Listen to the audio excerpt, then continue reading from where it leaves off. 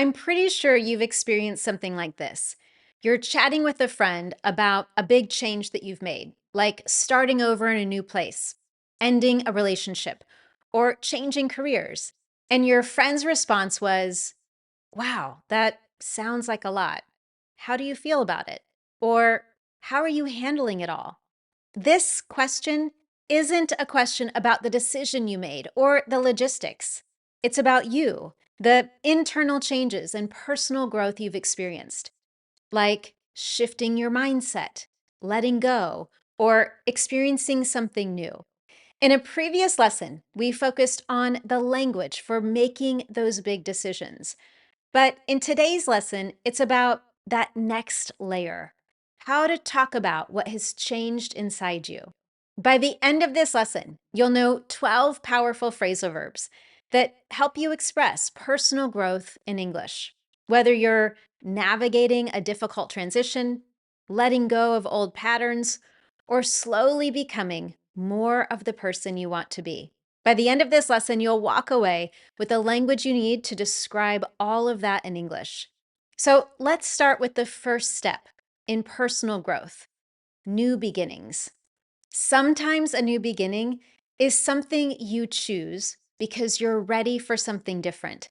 And other times it's something that happens to you. A job ends, a relationship shifts, life takes you in a turn that you didn't expect. Either way, what happens next matters. It's all about how you respond to the change. So let's focus on the language to talk about that response. The moment you decide to begin again, try something different, or move forward in a new direction. The first one is to start over. To start over means to begin again from the beginning. This is often used after something difficult or disappointing. For example, after years of burnout in my career, I decided to start over and pursue something completely different. This is about acknowledging that something ended and you're choosing to begin with a fresh perspective. Next is to embark on. This means to begin something new, often a kind of journey or project, and it indicates that it is something meaningful, challenging, or exciting. For example, I'm about to embark on a new chapter in my life. I've been accepted into a master's program overseas. And here's one more for this section: to branch out. To branch out means to expand, to try something new or different. You might expand your experience, your skills, or even your identity. For example, after 5 years in working in finance, I decided to branch out into consulting. You might use this when you're not starting over completely, but you're ready to explore something new because you want to grow. These three phrasal verbs are all about the first steps in personal growth: a decision to begin again, to do something new, and move in a different direction. So let me ask you, have you ever started over or decided to branch out into something new? Try putting that experience into a sentence using one of these phrasal verbs. And if you'd like, you can share it with me in the comments below. And now, next, we're going to look at another important part of personal growth: letting go of what no longer fits. Of course, personal growth doesn't always start with something new. Sometimes it begins with letting go of habits, routines, or roles that are no longer beneficial to you. Even when you know making a change is the right choice, it can still be difficult to explain. So let's look at three English phrasal verbs that help you talk about that kind of shift. The first one is to move away from. This means to distance yourself from something or someone gradually and intentionally. This could be a mindset, a habit, or a lifestyle that you've outgrown.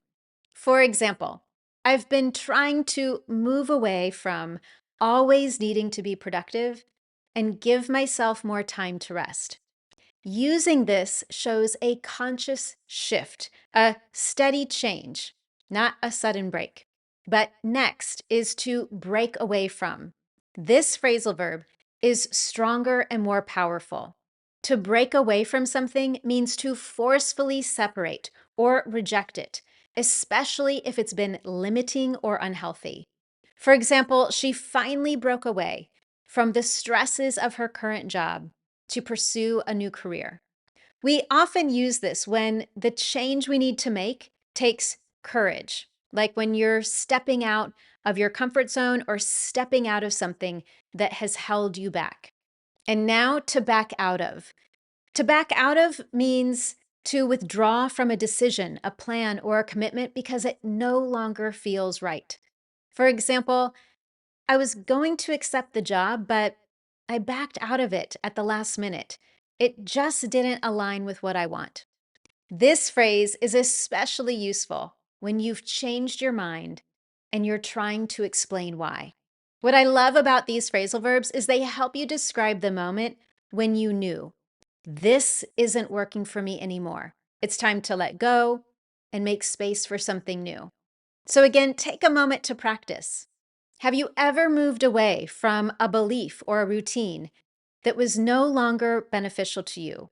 Or have you backed out of something that just didn't feel right? Again, try using one of those phrasal verbs in your own sentence. And now let's move on to explore the internal side of change, the shifts in your identity and mindset that often happen along the way. Sometimes the biggest changes happen in the way that you think, the way that you respond, or how you see yourself. So, in this section, we're going to look at 4 phrasal verbs that help you describe those internal shifts or changes. The first one is to switch over. To switch over means to stop doing something one way and begin doing it another way. It often involves a new habit or routine. For example, I used to stay up late every night, but I've switched over to a morning routine so I have more energy during the day. Or when talking about changes for your physical health, you could say, I switched over to a healthier diet last month to manage my cholesterol.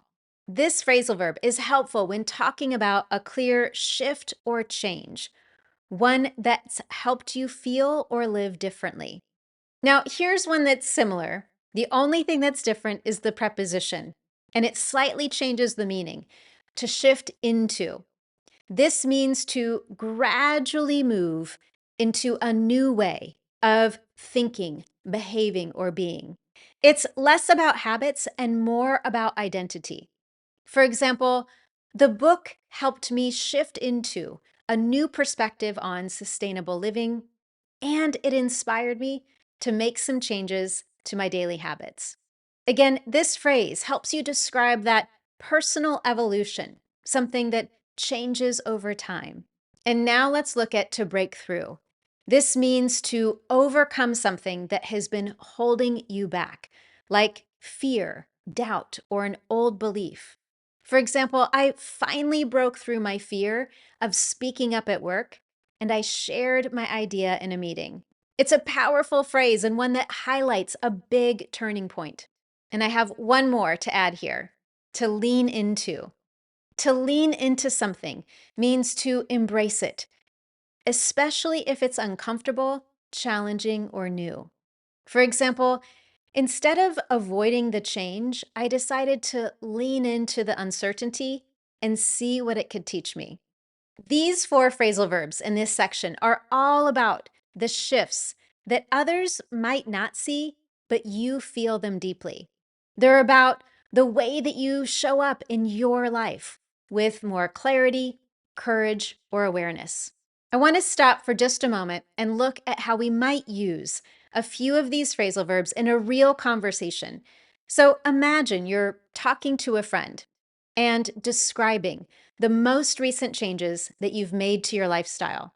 You could share, last year was tough, but I really turned things around when I started therapy. I switched over to a new morning routine and slowly came around to the idea of positive self talk. It took time to shift into this new mindset, but I finally broke through my self doubt. And now let's move into the slow, quiet progress that often makes the biggest difference over time. In fact, most lasting change is often slow, quiet, and intentional. It's not about big breakthroughs, it's about daily choices and small shifts that add up over time. So, in this final section, we're going to look at two phrasal verbs that reflect that kind of steady, sustainable growth. The first is to ease into.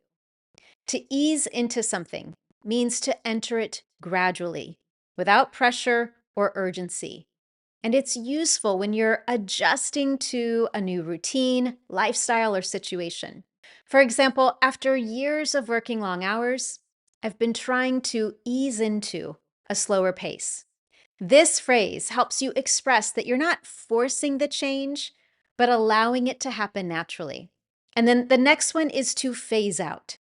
To phase out means to slowly stop doing something, to let it fade bit by bit, instead of cutting it out all at once. For example, as I've focused more on my health, I've started phasing out habits that keep me in stress mode, like saying yes to everything. This is a great phrase when you're replacing an old habit, but doing it in a way that feels realistic and kind to yourself. Both of these phrasal verbs are about change that sticks, not because it's dramatic, but because it's consistent. So I'm curious, is there anything new that you're easing into right now? If so, take a moment to write down that sentence. And as always, you can share it with me in the comments below. You now have 12 phrasal verbs that give you the language to talk about your own personal growth. So here's what I want you to do next.